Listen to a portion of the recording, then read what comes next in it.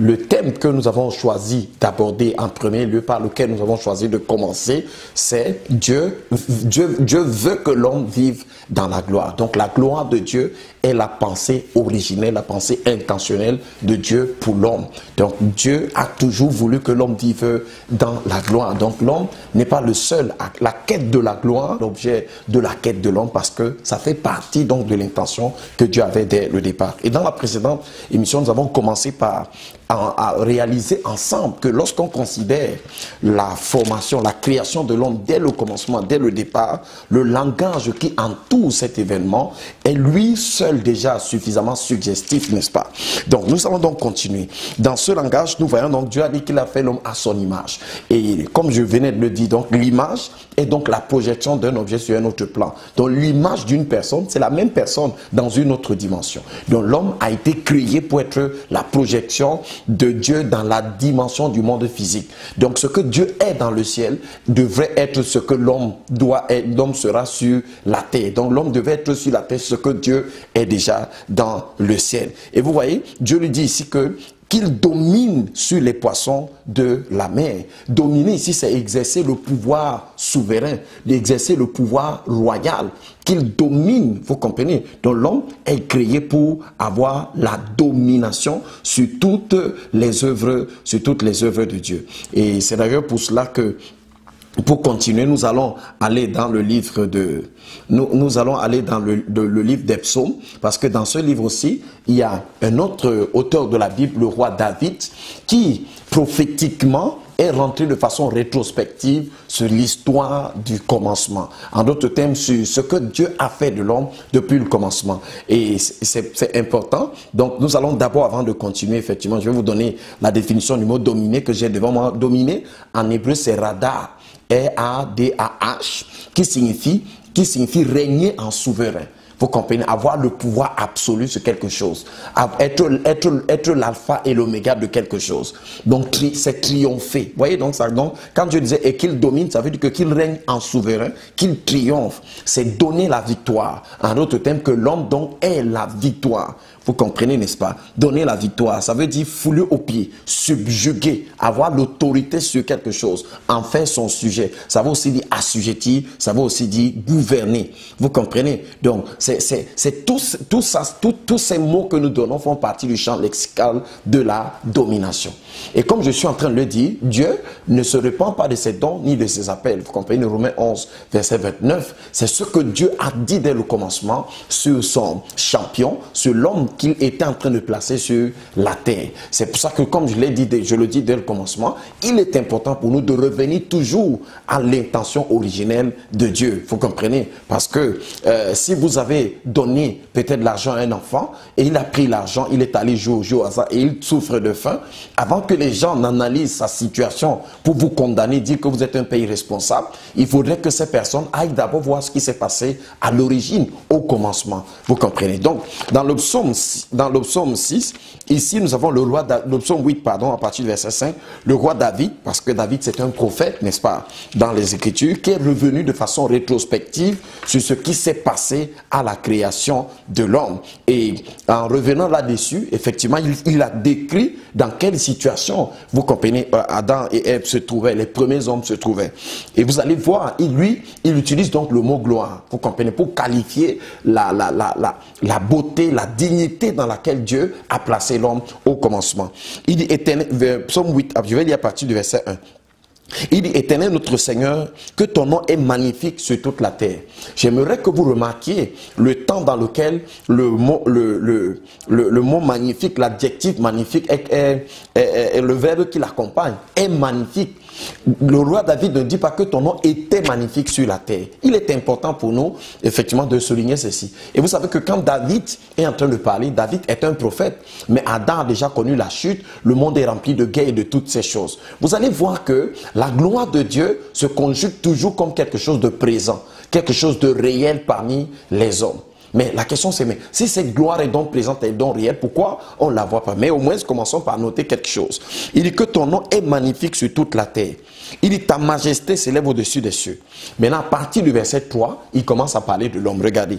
Il dit, par la bouche des enfants et de ceux qui sont à la mamelle, tu as fondé ta gloire. En d'autres termes, Dieu a fondé sa réputation, sa dignité, sa notoriété sur la bouche des enfants et de ceux qui sont à la mamelle. Vous voyez ça? Donc ceux qui sont encore les nourrissons. Vous comprenez? Ça veut dire quoi? Il dit pour imposer silence à l'ennemi et au vindicatif. Mais qui est l'ennemi de Dieu? C'est Satan. Donc Dieu comptait sur l'homme dans l'état, vous comprenez, de nourrisson, pour imposer silence à Satan, pour confondre la sagesse et la malice du diable. Donc regardez, il dit, quand je contemple les ouvrages de tes mains, la lune et les étoiles que tu as créées, il dit, qu'est-ce que l'homme pour que tu te souviennes de lui? Alors il commence à parler de l'homme. Donc nous avons ici une autre description de la beauté originelle, c'est un autre thème de la condition, de l'état dans lequel l'homme était lorsque Dieu l'a placé sur la terre.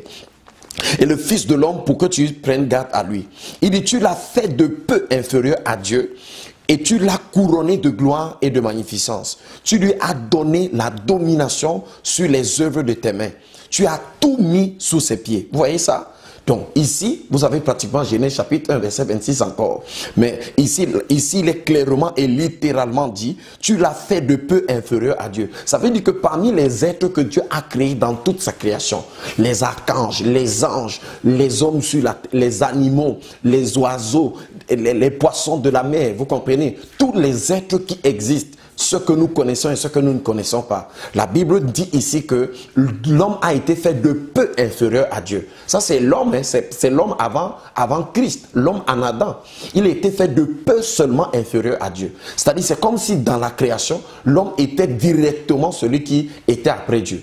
Et vous allez d'ailleurs comprendre que Dieu avait destiné l'homme à ne pas juste être après lui, mais que l'homme entre en union parfaite, puisque Dieu dit que celui-ci sera de la même espèce que moi. Il va partager tout ce que je suis, il va partager tout ce que j'ai. C'est pour cela que vous allez voir que quand vous lisez le livre de la Genèse, la Bible déclare que Dieu a mis un arbre dans le jardin, qui est l'arbre de la vie éternelle. Vous comprenez donc? Et cet arbre, c'est par cet arbre que l'homme allait donc quitter l'état d'homme pour entrer dans l'état de la divinité. En d'autres termes, pour épouser la nature même de Dieu. Dieu lui a donné cette possibilité-là. Vous comprenez? Oui. Il lui ressemblait dans la forme. Il fallait maintenant que l'homme épousât la nature de Dieu en consommant de cet arbre. C'est pour cela que quand l'homme a péché, Dieu a dit qu'il faut barrer l'accès à cet arbre. Pourquoi? Parce que l'arbre avait la capacité de pérenniser l'état dans lequel l'homme s'est retrouvé. La Bible, Dieu dit que si l'homme mange de cet arbre, il sera éternellement mauvais. Donc il n'aura même plus la possibilité de le racheter, la possibilité de le sauver. Pourquoi? Parce qu'il serait condamné dans un état et sa situation serait irrémédiable. C'est pour ça que Dieu dit, empêchons-le. Au moins nous connaissons une chose, cet arbre allait lui donner donc la vie éternelle. S'il avait mangé de cet arbre sans avoir péché, il serait continuellement dans cette condition-là. Vous comprenez? On reviendra sur tous ces détails plus tard. Mais il dit ici que tu l'as fait de peu inférieur à Dieu.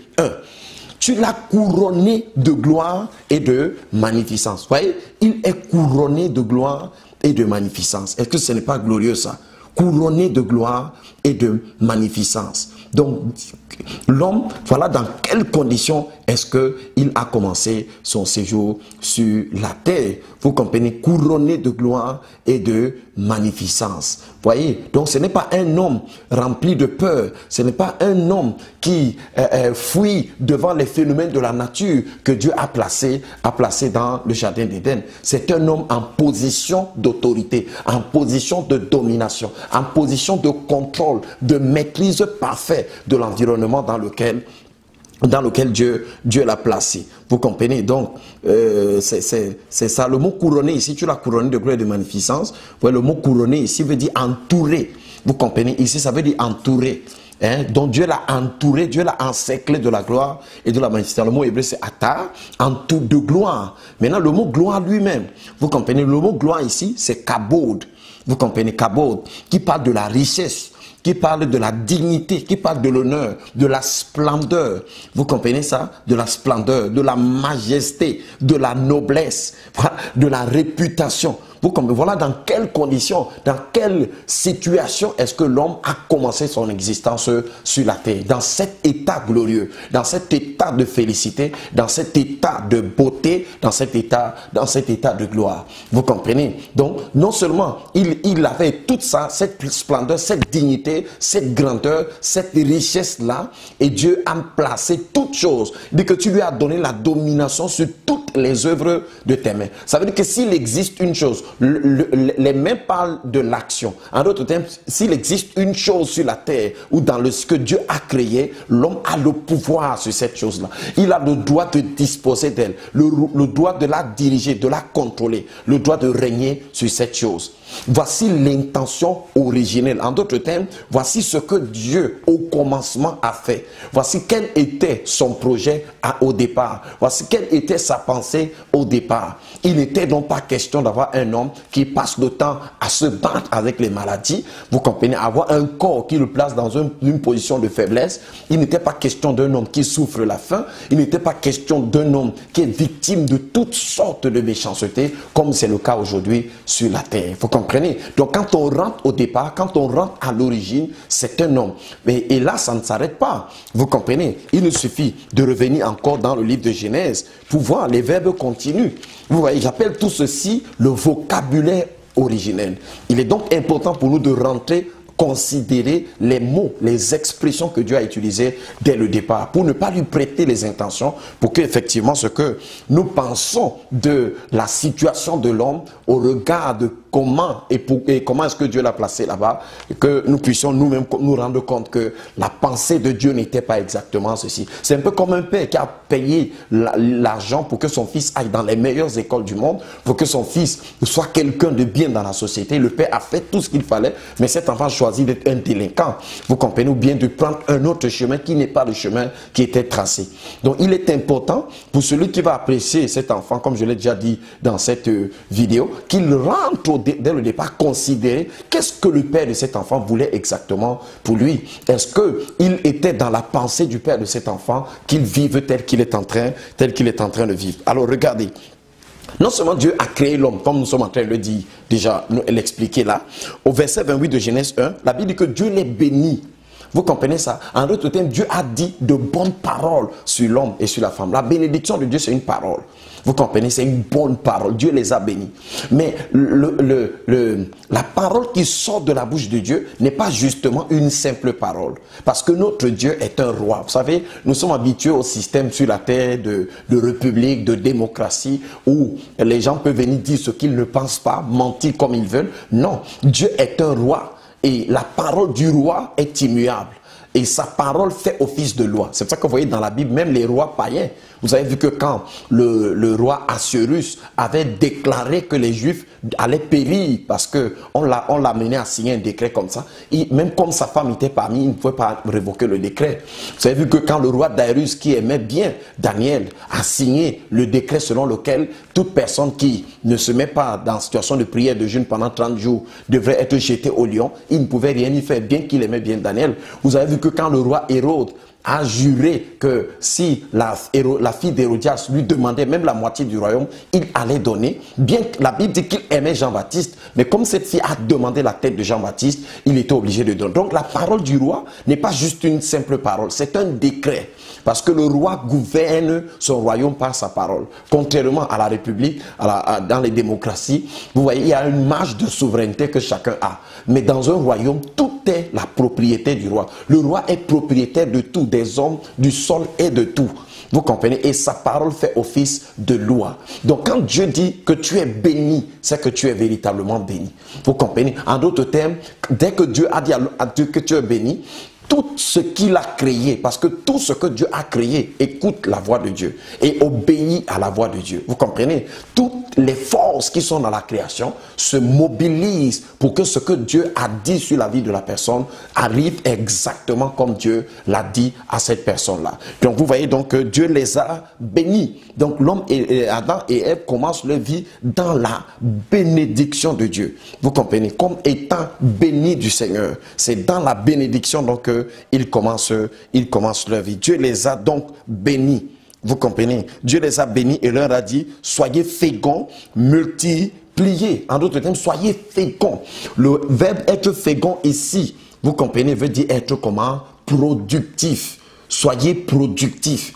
Donc dans la pensée de Dieu, il n'était pas question que l'homme soit stérile, que l'homme soit improductif. L'improductivité n'est pas la pensée de Dieu pour l'homme. Le mot fécond ici, ça vient du mot hébreu para. P-A-R-A-H, qui veut dire prospérer. Soyez fécond veut dire soyez prospère. Ça veut dire augmenter. Vous comprenez ça? Ça veut dire fructifier. Vous comprenez donc? Soyez fécond, ça veut dire soyez productif. Le contraire de la productivité, c'est l'improductivité. Il n'y a donc pas une personne que Dieu a placée sur cette terre pour qu'elle soit improductive. Voilà la pensée originelle de Dieu. Il n'y a pas quelqu'un que Dieu a placé sur cette terre pour que la personne soit improductive, pour que la personne soit là pour meubler simplement le décor de la création. Dieu dit soyez fécond, soyez productif. Donc voilà la volonté de Dieu. Soyez fructueux. Vous comprenez? Soyez fructueux. Sortez quelque chose. Donc l'homme est un être productif. L'homme est un être productif.